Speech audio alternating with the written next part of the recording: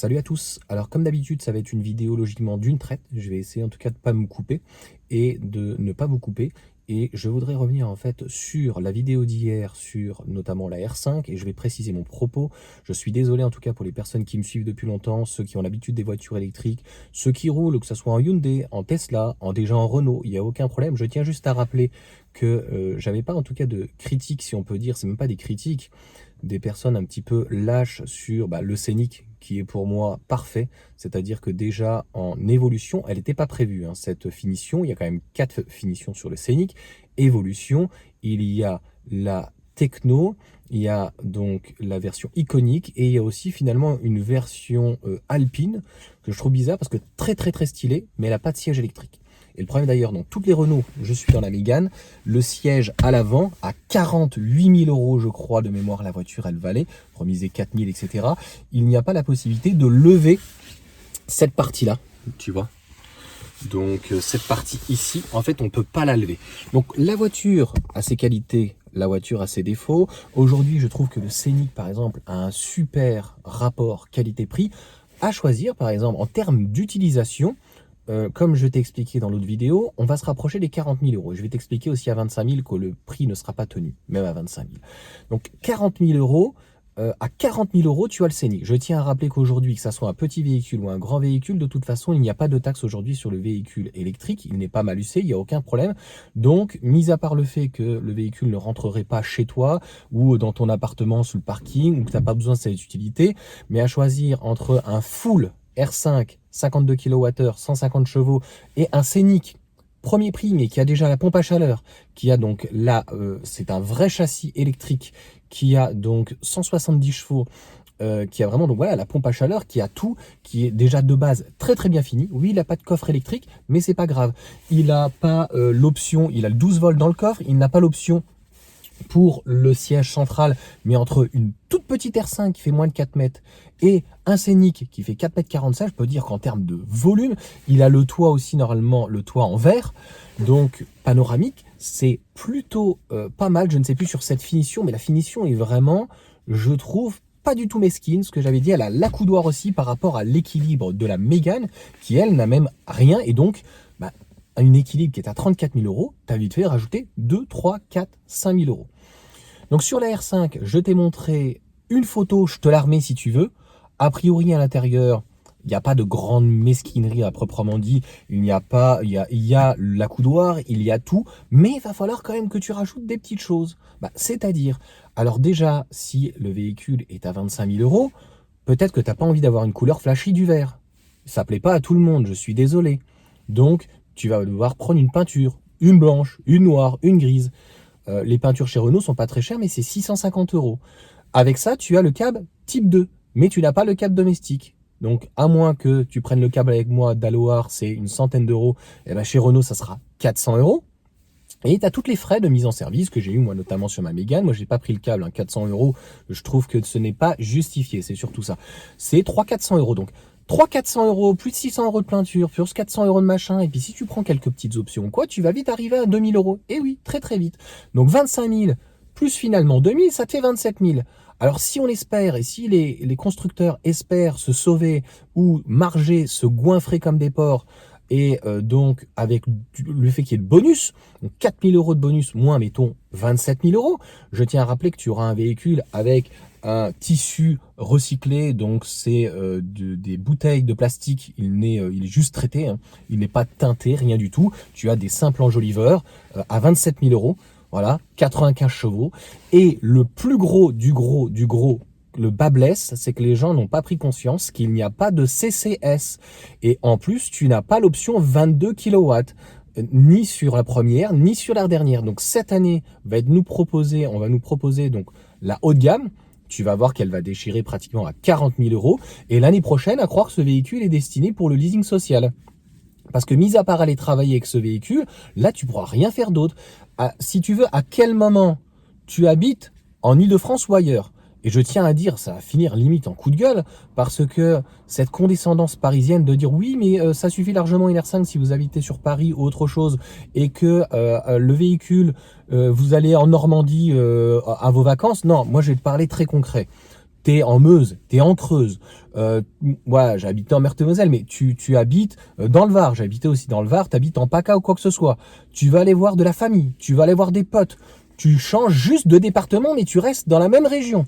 Je dirais même que quelqu'un qui habite, par exemple, vers là où j'étais, Sainte-Maxime, Fréjus ou quoi que ce soit, tu vas à Nice sur l'autoroute, parce que là, si tu as envie de te taper les petites routes de bord de mer ou quoi que ce soit, c'est assez compliqué. Et donc, dans ces cas-là, il faut que tu prennes l'autoroute. Tu vas pas te mettre à rouler à 70, il va falloir que tu roules à 100, 110. Avec un peu de malchance, tu vas avoir du vent de face. Ou tu habites sur Puget-sur-Argent, tu vas aller à Aix-en-Provence, pareil, tu prends donc l'autoroute.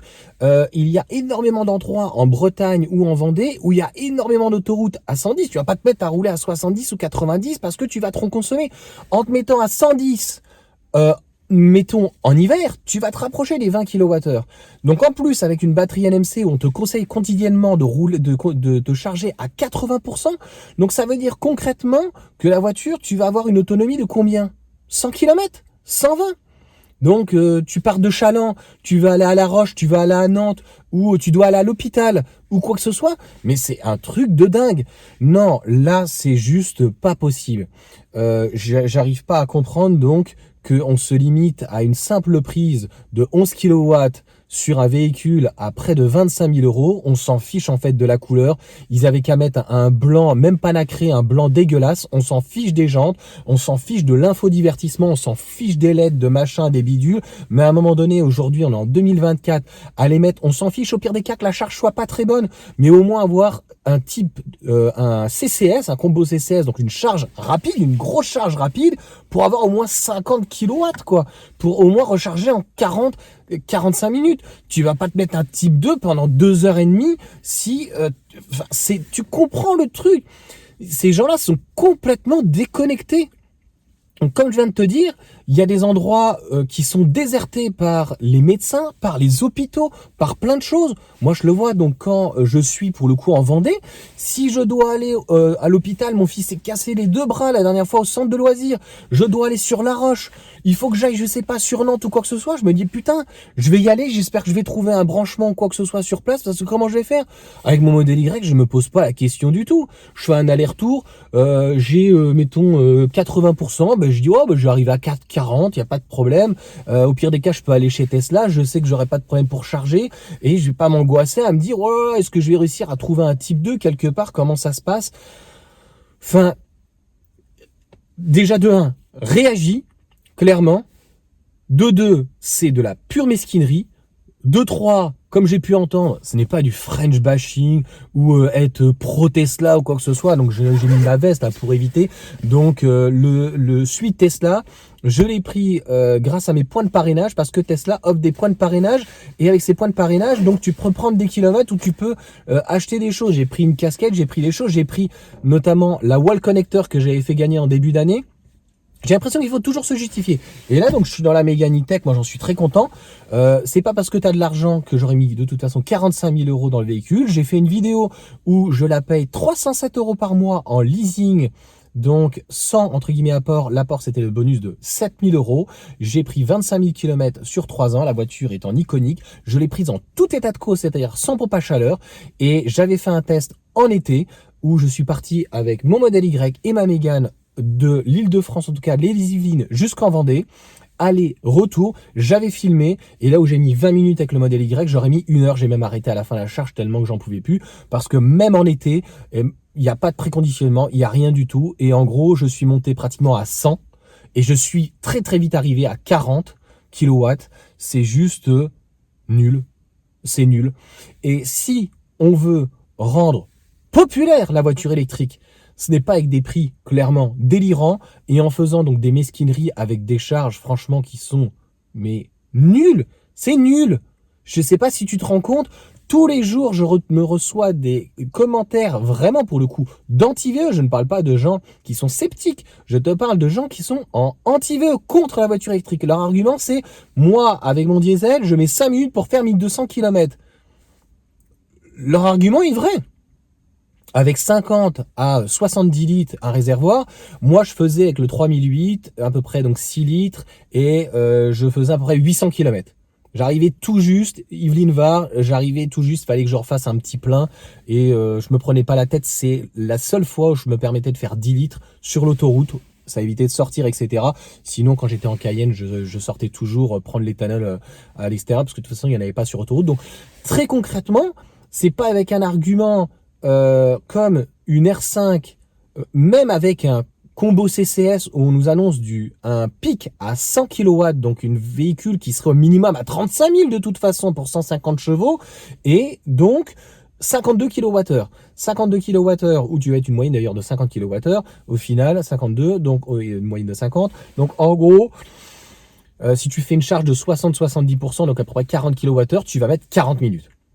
Entre 30 et 45 minutes. 40 minutes minimum. Donc, et pour faire un plein, c'est même pas la peine, tu vas mettre 1 heure, comme la Mégane, j'aurais mis de toute façon, c'est ce qu'elle m'indiquait à peu près, donc 1 heure.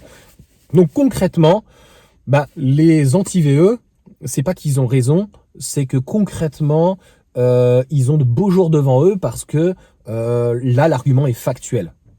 Moi, entre guillemets, Johan en VE, je peux me battre sur le fait de dire, bah voilà, tu vois, un modèle Y aujourd'hui, notamment BYD, encore mieux que mon véhicule qui est en CATL, concrètement, tu fais 200 km sur l'autoroute et tu charges à peu près 15 minutes. Oui, tu vas devoir sortir de l'autoroute, oui, tu vas devoir aller sur un Tesla superchargeur, par contre, ça va te coûter que dalle l'usage ou quoi que ce soit, oui, tu vas directement brancher, ça va être très facile, tu vois, tu n'es pas besoin d'aller à la pompe, tu n'es pas obligé de passer la carte bleue, tout est enregistré, oui, j'ai des arguments pour, j'ai des arguments contre, mais là, en fait, plus de 50 minutes pour recharger notamment par exemple sur autoroute 100 km, c'est juste trop long.